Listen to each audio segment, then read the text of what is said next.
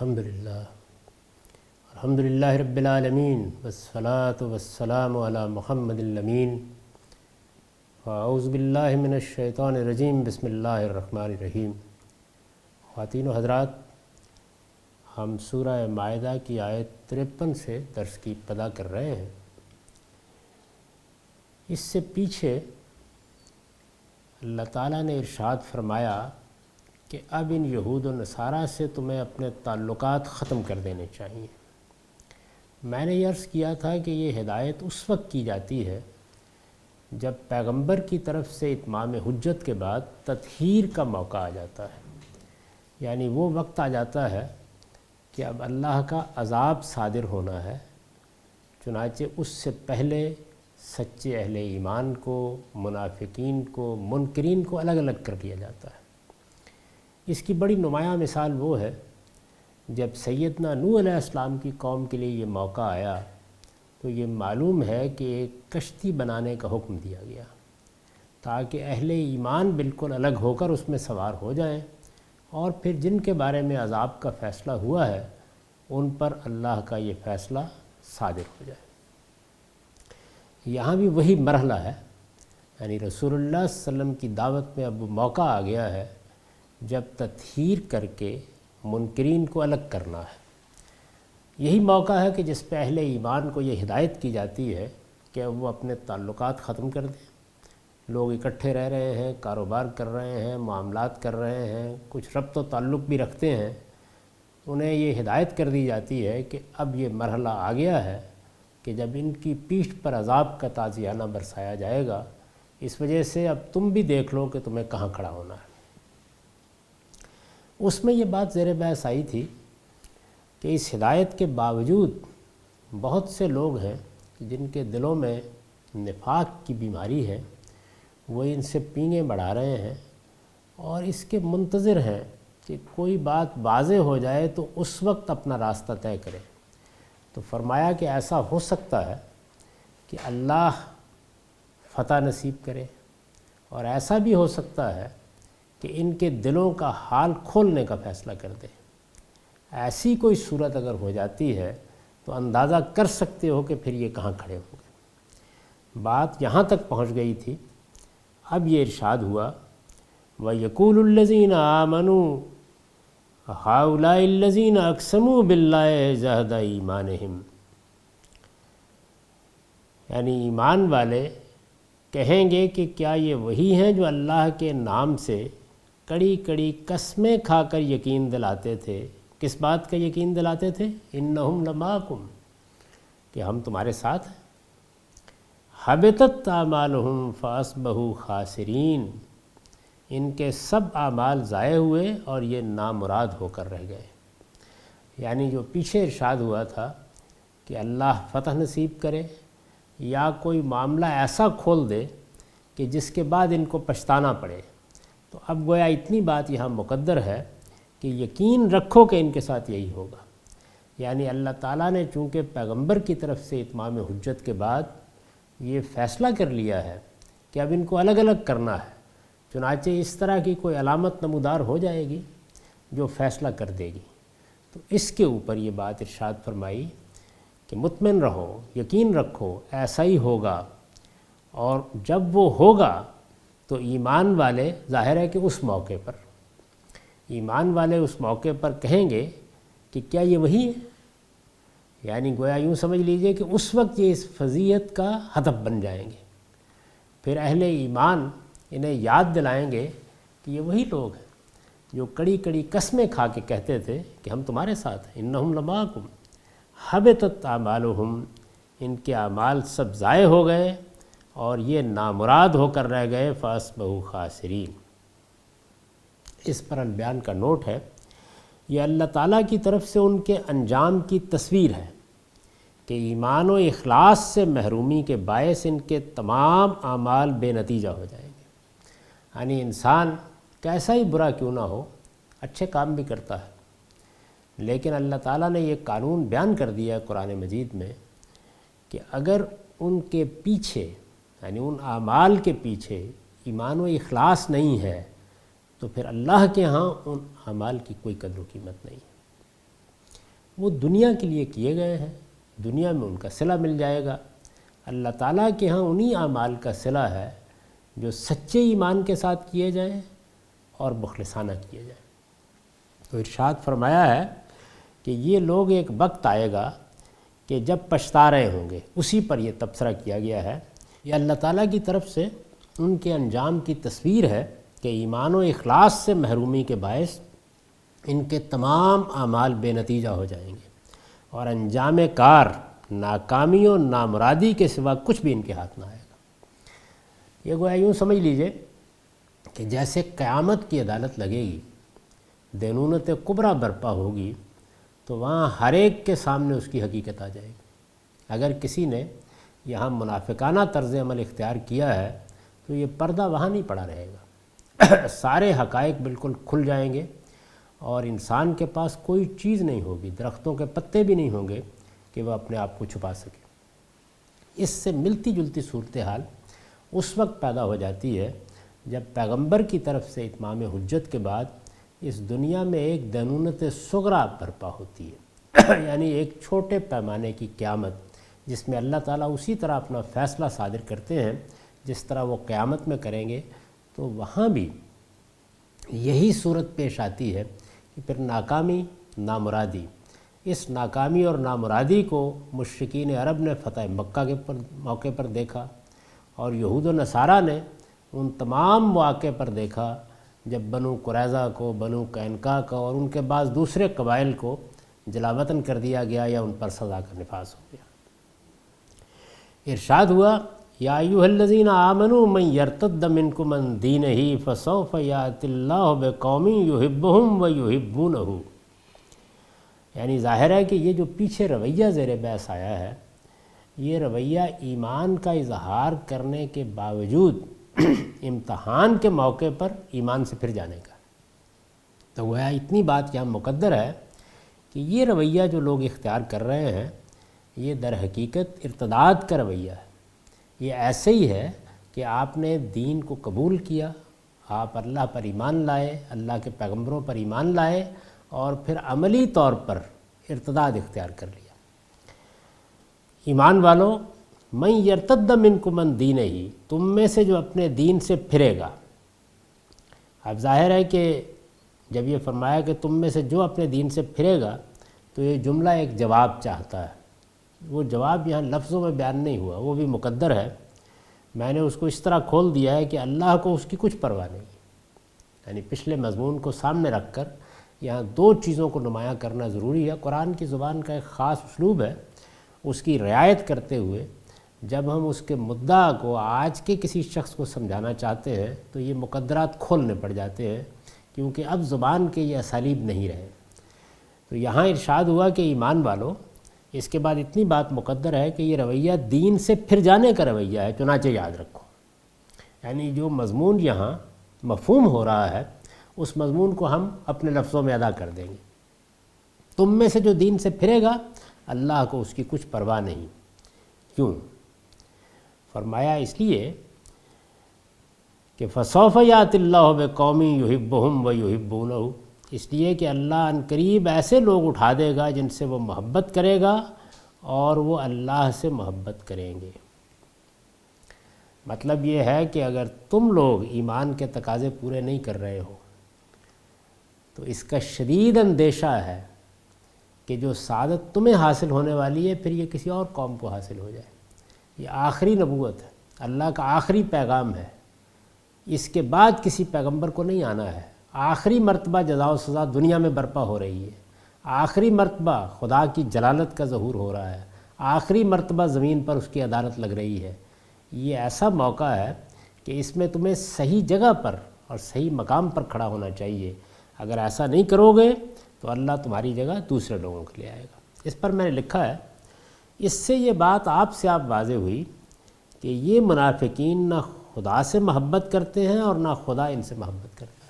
یعنی جب یہ فرمایا کہ اگر تم اپنا رویہ درست نہیں کرو گے اور اسی طرح معنوی ارتداد اختیار کیے رہو گے، باطنی ارتداد اختیار کیے رہو گے، حقیقی معنی میں ایمان پر قائم نہیں رہو گے، تو اللہ تمہاری جگہ ایسے لوگوں کو اٹھا کھڑا کرے گا جن سے وہ محبت کرے گا وہ اللہ سے محبت کریں گے۔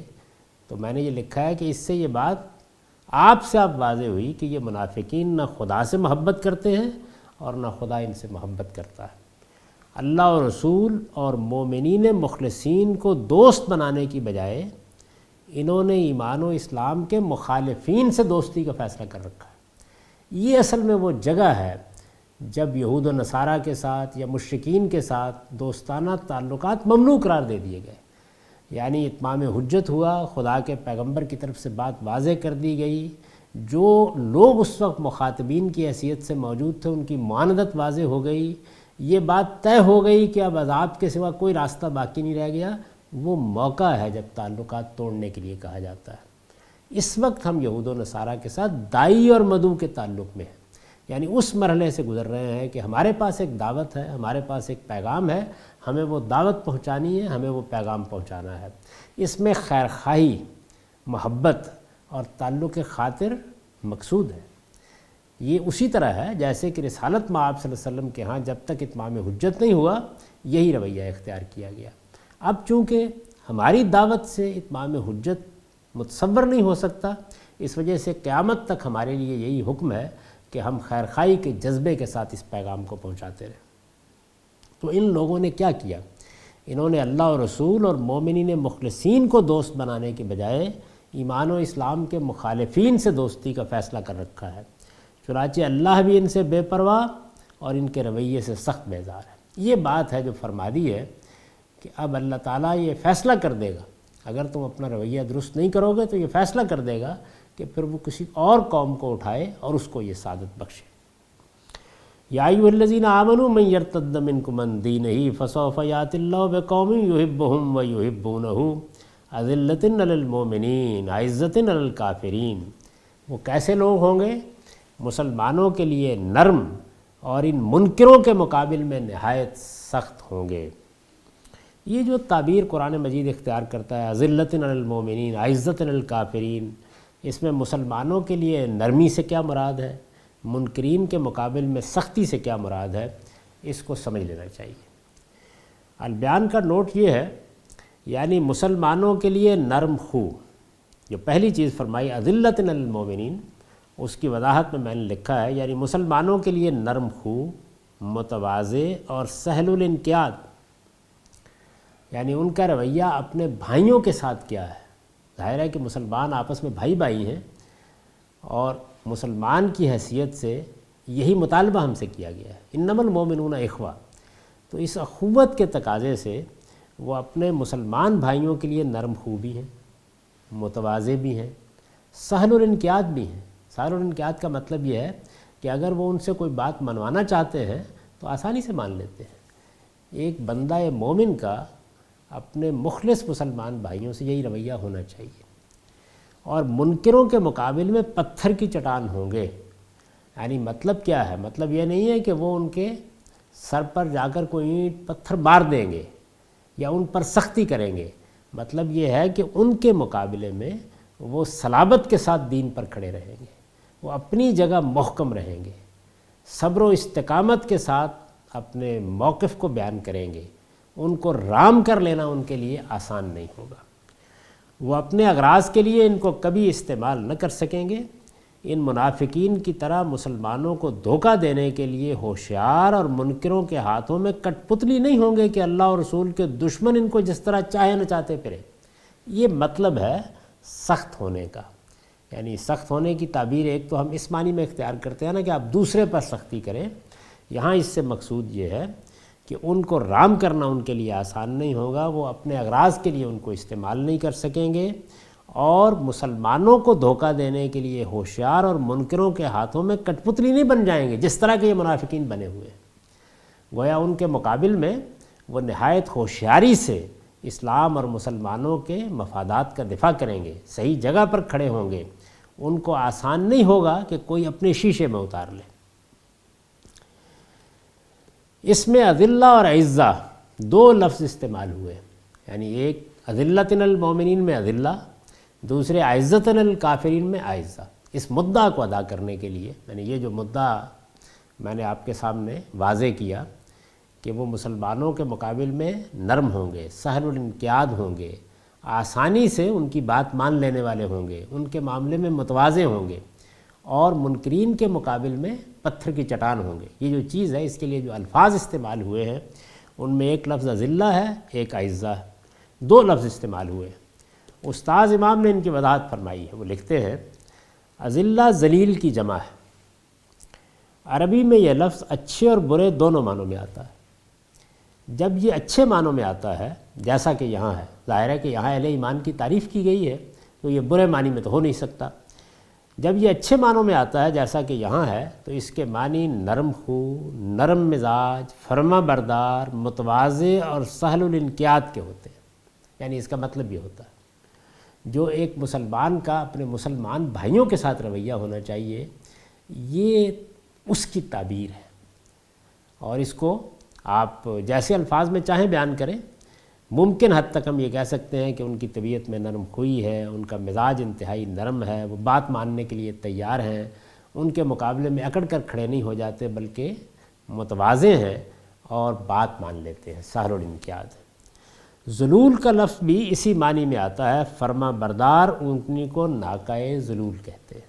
یعنی عربی زبان میں ذلیل اور ذلول یہ دونوں لفظ استعمال ہوتے ہیں۔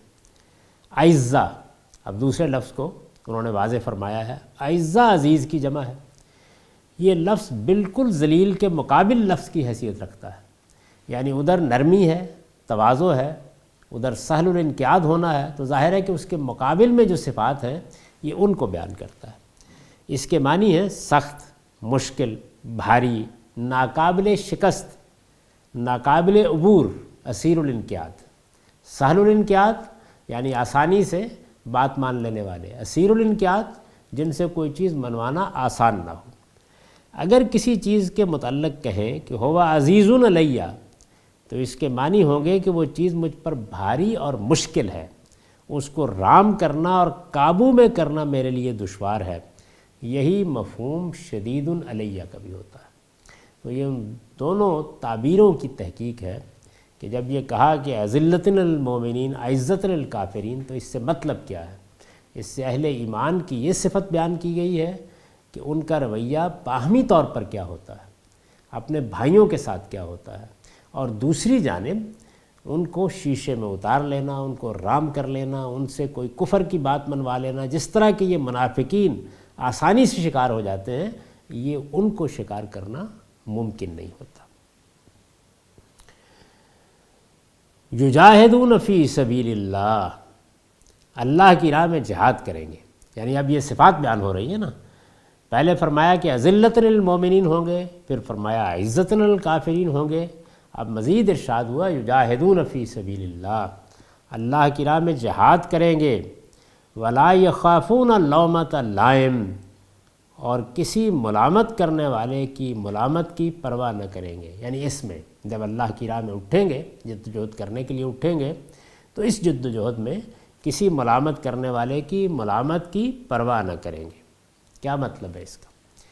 مطلب یہ ہے، میں نے لکھا ہے کہ محض راہ عشق کے مسافر ہونے کا ڈھنڈورا نہیں پیٹیں گے۔ یعنی کہنے کو تو آدمی بہت سی باتیں کہہ سکتا ہے، بہت سے دعوے کر سکتا ہے، مطلب یہ ہے کہ محض راہ عشق کے مسافر ہونے کا ڈھنڈورا نہیں پیٹیں گے، بلکہ ہر اس جد و جہد کا ہراول ہوں گے جو دین کی اقامت اور اس کی دعوت کے فروغ کے لیے کی جائے گی۔ یعنی جب اللہ کے بندے اٹھیں گے، جب آواز دی جائے گی، وہ لبیک کہیں گے اور سب سے آگے ہوں گے، اس جد و جہد کا ہراول ہوں گے جو دین کی اقامت اور اس کی دعوت کے فروغ کے لیے کی جائے گی۔ تمام نصیحتوں اور ملامتوں سے بے پرواہ ہو کر یہ جدوجہد کریں گے۔ منافقین جن مفادات اور خواہشات اور رغبات کے اسیر ہیں، یہ ان کو کوئی اہمیت نہ دیں گے۔ ظاہر ہے کہ منافقین جو رویہ اس وقت اختیار کیے ہوئے ہیں، اصل میں اس کے مقابل کے رویے کو قرآن نے یہاں واضح کیا ہے۔ استاذ امام لکھتے ہیں اس میدان میں اترنے، یعنی خدا کی راہ میں جدوجہد کا میدان، دین کی دعوت کا میدان، دین کے لیے کوشش کرنے کا میدان، اس میدان میں اترنے کے لیے پہلی شرط یہ ہے کہ آدمی اپنے تمام دوسرے مفادات اور دوسری دلچسپیوں سے منہ موڑ کر اور دوسروں کی نصیحتوں اور ملامتوں سے کان بالکل بند کر کے اترے۔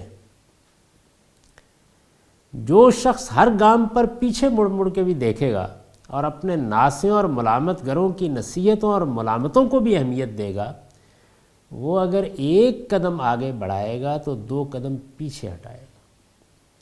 یعنی اگر کوئی دعوت حق سامنے آ گئی ہے، اگر کوئی غلطی واضح کرنا چاہتا ہے پھر تو رک جانا چاہیے، لیکن اگر کوئی کمزوری پیدا کرنا چاہتا ہے تو پھر ہر گام پر یہ خطرہ پیش آئے گا، پہلے ہی قدم پہ فیصلہ کر لینا چاہیے کہ مجھے پیچھے مڑ کے نہیں دیکھنا۔ عرب شعراء جب اولو العزمی، بہادری اور فیاضی کا مضمون باندھتے ہیں تو اس کی تمہید میں ملامت کرنے والیوں کی ملامت کا ذکر ضرور کرتے ہیں، اس لیے کہ اس راہ کی یہ سب سے پرانی اور ناگزیر آفت ہے۔ ممکن نہیں ہے کہ آدمی کوئی عزم و جزم کا کام کرنے اٹھے اور دہنے بائیں سے کچھ ناصح اور کچھ ملامت گر دامن گیر نہ ہو جائے۔ یہ اس راہ کی پہلی آزمائش ہوتی ہے۔ اگر کوئی آدمی دامن جھٹک کے آگے بڑھنے کا حوصلہ نہ رکھتا ہو تو اکثر وہ اس پہلے ہی مرحلے میں مار کھا جاتا ہے۔ ہم جب کسی جدوجہد میں اترنے کا فیصلہ کرتے ہیں تو ہمارے گرد و پیش میں ہمارے دوست ہوتے ہیں، احباب ہوتے ہیں، دنیا داری کے تقاضے پورے کرنے والے ہوتے ہیں، ہمارے اعزاء و اقربا ہوتے ہیں، ان میں بہت سے اس طرح کے ملامت کرنے والے اور ناصحین اٹھ کھڑے ہوتے ہیں۔ وہ آپ کو یہ بتاتے ہیں کہ یہ آپ نے کیا فیصلہ کیا ہے، کون سی راہ چنی ہے، آپ دنیا کے اندر کچھ وقت کے لیے آئے ہیں، اس میں بابر بعیش کوش کے عالم دوبارہ نیست، اس کی لذتوں سے فائدہ اٹھائیے، اور اگر چلیے کوئی دینداری بھی اختیار کرنی ہے تو ایک حد میں اختیار کیجئے، لیکن آپ نے تو اس کو اپنی جدوجہد کا محور و مرکز بنا لیا۔ یہ چیز تو آپ کے کاروبار کو تباہ کر دے گی، آپ کی معیشت پر اثر انداز ہوگی، آپ کے تعلقات پر اثر انداز ہوگی، تو اس نوعیت کے نصائح سامنے آنا شروع ہو جاتے ہیں۔ لیکن اگر آدمی نے فیصلہ کر لیا ہے کہ یہ جدوجہد کا میدان ہے، اور ظاہر ہے کہ صحابہ کرام کو یہ فیصلہ کرنا پڑا، یعنی ان کے ساتھ معاملے کی نوعیت صرف یہ نہیں تھی کہ انہیں دین کے احکام پر عمل کرنا تھا، شریعت پر عمل پیرا ہونا تھا، اس سے آگے بڑھ کر ان کے لیے رسالت مآب صلی اللہ علیہ وسلم کی مصاحبت کے کچھ تقاضے بھی بیان کر دیے گئے تھے۔ بتا دیا گیا تھا کہ اب یہ جدوجہد برپا ہو رہی ہے، اس جدوجہد میں اللہ تعالیٰ نے حق و باطل کا فیصلہ کرنا ہے، اور حق و باطل کا یہ فیصلہ تمہاری تلواروں سے ہونا ہے۔ یہ کوئی آسان بازی نہیں تھی، چنانچہ اس کو سامنے رکھ کر دیکھیے کہ جو کچھ فرمایا گیا ہے اس کی کیا اہمیت ہے۔ تو ارشاد ہوا کہ یجاہدون فی سبیل اللہ ولا یخافون لومۃ لائم ذالک فضل اللہ یؤتیہ من یشاء واللہ واسع علیم۔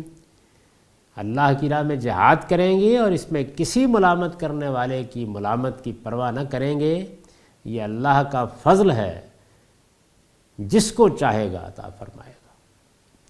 اللہ بڑی وسعت رکھنے والا ہے، وہ سب کچھ جانتا ہے، جس کو چاہے گا عطا فرمائے گا۔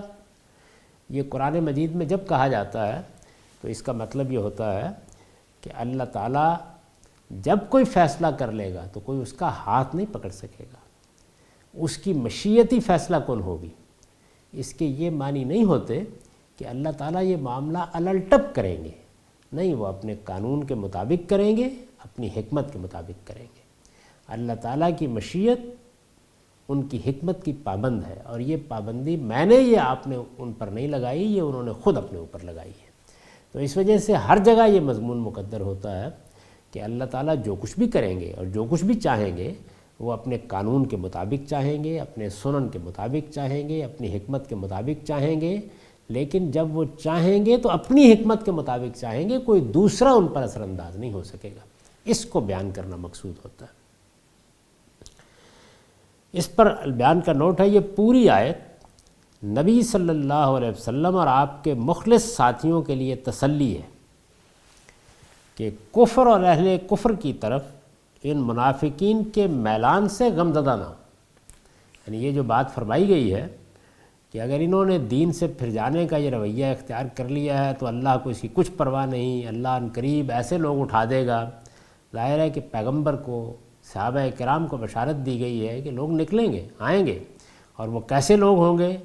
وہ اللہ سے محبت کریں گے، اللہ ان کے ساتھ محبت کرے گا، وہ مسلمانوں کے لیے نرم ہوں گے، ان منکروں کے لیے سخت ہوں گے، اللہ کی راہ میں جہاد کریں گے، کسی ملامت کرنے والے کی ملامت کی پرواہ نہیں کریں گے۔ تو یہ ساری بات جو بیان فرمائی ہے، اس پر میں نے لکھا ہے کہ یہ پوری آیت نبی صلی اللہ علیہ وسلم اور آپ کے مخلص ساتھیوں کے لیے تسلی ہے کہ کفر اور اہل کفر کی طرف ان منافقین کے میلان سے غمزدہ نہ ہوں۔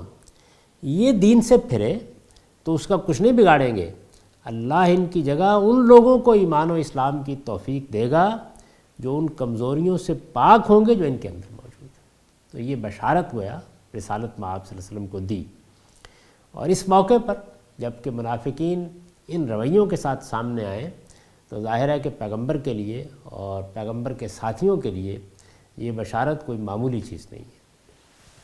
انما ولیکم اللہ ورسولہ والذین آمنوا الذین یقیمون الصلاۃ ویؤتون الزکاۃ وہم راکعون۔ اب ظاہر ہے کہ یہ جو لوگ تھے ان کے بارے میں گویا اتنی بات کہہ کے بات آگے بڑھائی ہے کہ یہ تمہارے دوست نہیں ہیں، اسے لفظوں میں بیان کرنے کی ضرورت نہیں تھی، میں نے اس کو کھول دیا ہے، یہ تمہارے دوست نہیں ہیں۔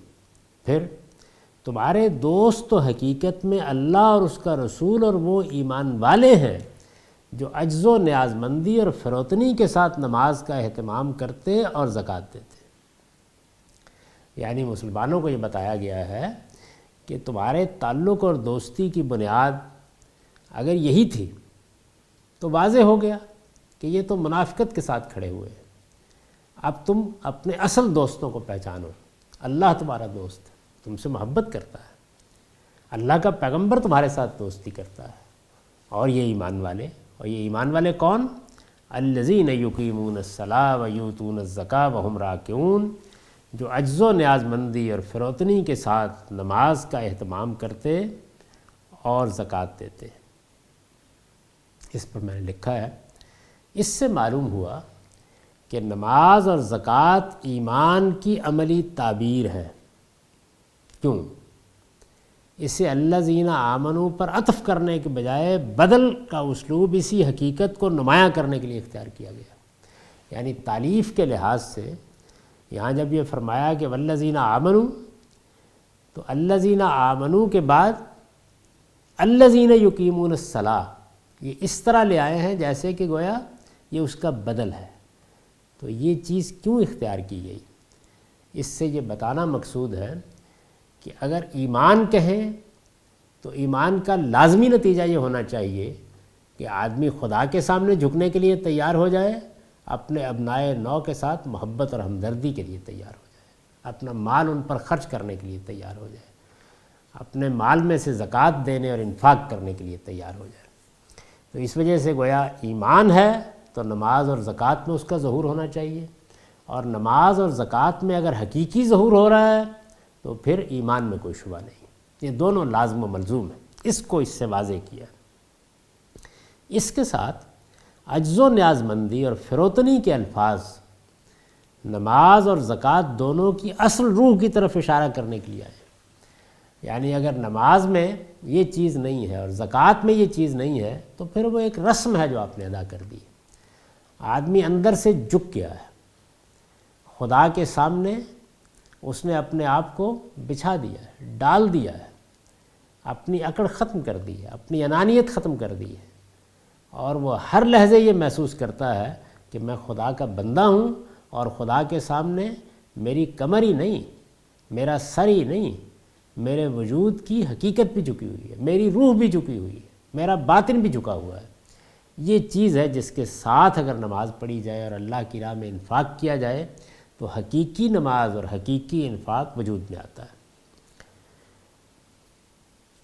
مدعا یہ ہے کہ نماز اور زکوٰۃ کے بغیر جس طرح ایمان بے روح ہے، اسی طرح عجز و فروتنی نہ ہو تو نماز اور زکوٰۃ بھی محض رسم بن کے رہ جاتے ہیں۔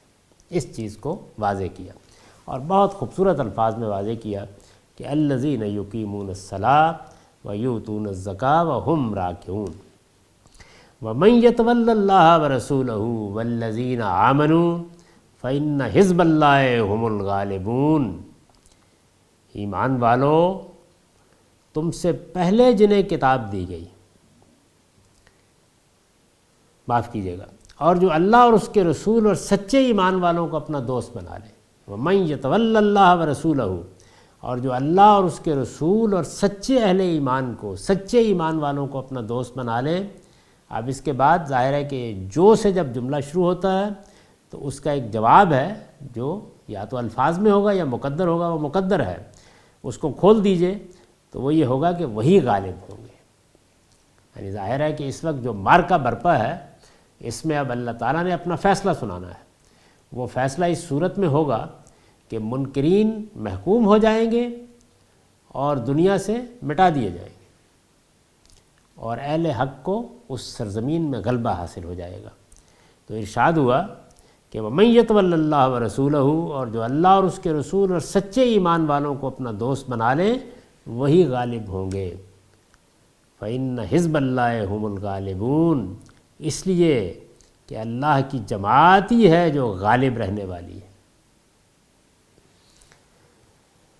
یہ جو فرمایا کہ وہی غالب ہوں گے، تو اس پر میں نے لکھا ہے کہ اوپر فرمایا تھا کہ جو لوگ یہود و نصارہ کو اپنا دوست بنائیں گے ان کے اعمال ضائع ہوں گے اور وہ نامراد ہو کر رہ جائیں گے۔ یہ بات پیچھے بیان ہو چکی ہے۔ منافقین کو جہاں تنبیہ کی ہے وہاں یہ بات واضح کر دی۔ اب یہ اس کے مقابل میں فرمایا ہے کہ رسول کے ساتھیوں کو لازماً غلبہ حاصل ہوگا اور ان کے دشمن اس سرزمین میں لازماً شکست کھائیں گے۔ یعنی گویا اس کے مقابل میں اب یہ بشارت سامنے آ گئی ہے۔ جو لوگ یہود و نصارہ کو اپنا دوست بنائیں گے وہ نامراد ہو کر رہ جائیں گے، یہ ایک پہلو ہوا۔ اس کے مقابل کا پہلو کیا ہے کہ رسول کے ساتھیوں کو غلبہ حاصل ہو جائے گا، اس لیے کہ وہ اللہ کی جماعت ہیں اور اللہ کی جماعت ہی ہے جو غالب رہنے والی ہے۔ اس کے بعد یہ جو جملہ ہے کہ اللہ کی جماعت ہی غالب رہنے والی ہے، تو ظاہر ہے کہ اس میں وجہ بیان ہوئی ہے۔ چنانچہ البیان کا نوٹ ہے، یہ وجہ بیان فرمائی ہے کہ رسول اور اس کے ساتھی کیوں غالب ہوں گے۔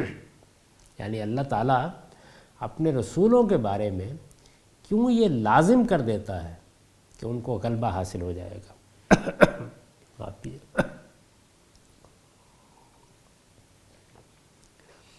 فرمایا ہے کہ وہ حزب اللہ یعنی اللہ کی جماعت ہے۔ دلیل یہ دی ہے اس لیے غلبہ ان کو حاصل ہوتا ہے کہ وہ اللہ کی جماعت ہوتے ہیں جو براہ راست اللہ کی رہنمائی میں کام کر رہی ہے۔ یعنی اللہ تعالیٰ منکرین حق کو سزا دینے کے لیے ایک جماعت اٹھا دیتا ہے، وہ رسول اور اس کے ساتھیوں کی جماعت ہوتی ہے، محمد الرسول اللہ والذین معہ۔ یہ جماعت براہ راست اللہ کی رہنمائی میں کام کرتی ہے۔ یہ مجھے یا آپ کو اپنا امیر بنا کے کام نہیں کر رہی ہوتی، اللہ کی رہنمائی میں کام کر رہی ہوتی ہے، اور اللہ کی جماعت کبھی مغلوب نہیں ہوتی۔ اب ظاہر ہے کہ جب اللہ تعالیٰ اپنی پارٹی بنا کر، اپنی جماعت بنا کر میدان میں آ جائیں تو پھر کس کا یارہ ہے کہ وہ مقابلے میں کھڑا رہ سکے۔ رسولوں کے باب میں یہ اسی سنت الہی کا بیان ہے جو قرآن میں جگہ جگہ بیان ہوئی ہے کہ اللہ تعالیٰ انہیں لازماً غلبہ عطا فرماتے ہیں۔ اس سنت الہی کو میں بہت واضح کر چکا ہوں، یہ ایک قطعی چیز ہے کہ اللہ کے رسول کبھی مغلوب نہیں ہوتے۔ اس سے واضح ہے کہ رسول کی جماعت ہی حزب اللہ ہوتی ہے، یعنی حزب اللہ کی تعبیر اللہ کی جماعت یہ رسول ہی کی جماعت کے لیے موضوع ہے، اس کے بعد کی کسی جماعت کے لیے تعبیر کسی طرح موضوع نہیں۔ یعنی میری اور آپ کی جماعت حزب اللہ نہیں ہو سکتی۔ حزب اللہ وہ جماعت ہوتی ہے جس کو اللہ خود منتخب کرتا ہے، اپنا پیغمبر بھیجتا ہے، اس کے ذریعے سے اس کی تنظیم کرتا ہے اور پھر اس کے ذمے یہ کام لگاتا ہے کہ وہ منکرین حق کو سزا دے۔ تو یہ بھی سمجھ لینا چاہیے کہ ہمارے ہاں تو جو شخص اٹھتا ہے وہ حزب اللہ بنا لیتا ہے، لیکن قرآن میں یہ تعبیر اس جماعت کے لیے آئی ہے جو اللہ کی براہ راست رہنمائی میں کام کرتی ہے۔ اب ان آیات کا سارا ترجمہ سن لیجئے۔ ارشاد فرمایا ہے، یقین رکھو کہ ان کے ساتھ یہی ہوگا، اور ایمان والے اس موقع پر کہیں گے کہ کیا یہ وہی ہیں جو اللہ کے نام سے کڑی کڑی قسمیں کھا کر یقین دلاتے تھے کہ ہم تمہارے ساتھ ہیں۔ افسوس، ان کے سب اعمال ضائع ہوئے اور یہ نامراد ہو کر رہ گئے۔ ایمان والو، یہ رویہ دین سے پھر جانے کا رویہ ہے۔ چنانچہ یاد رکھو کہ تم میں سے جو اپنے دین سے پھرے گا اللہ کو اس کی کچھ پرواہ نہیں ہے، اس لیے کہ اللہ ان قریب ایسے لوگ اٹھا دے گا جن سے وہ محبت کرے گا اور وہ اللہ سے محبت کریں گے۔ مسلمانوں کے لیے نرم اور ان منکروں کے مقابل میں نہایت سخت ہوں گے، اللہ کی راہ میں جہاد کریں گے اور اس میں کسی ملامت کرنے والے کی ملامت کی پرواہ نہ کریں گے۔ یہ اللہ کا فضل ہے، اور وہ اپنے قانون اور اپنی حکمت کے مطابق جس کو چاہے گا عطا فرمائے گا۔ اللہ بڑی وسعت رکھنے والا ہے، وہ سب کچھ جانتا ہے۔ یہ تمہارے دوست نہیں ہیں، تمہارے دوست تو حقیقت میں اللہ اور اس کا رسول اور وہ ایمان والے ہیں جو عجز و نیاز مندی اور فروتنی کے ساتھ نماز کا اہتمام کرتے اور زکوٰۃ دیتے ہیں، اور جو اللہ اور اس کے رسول اور سچے ایمان والوں کو اپنا دوست بنا لیں وہی غالب ہوں گے، اس لیے کہ اللہ کی جماعت ہی ہے جو غالب رہنے والی ہے۔ اقول قولی ھذا واستغفر اللہ لی ولکم ولسائر المسلمین۔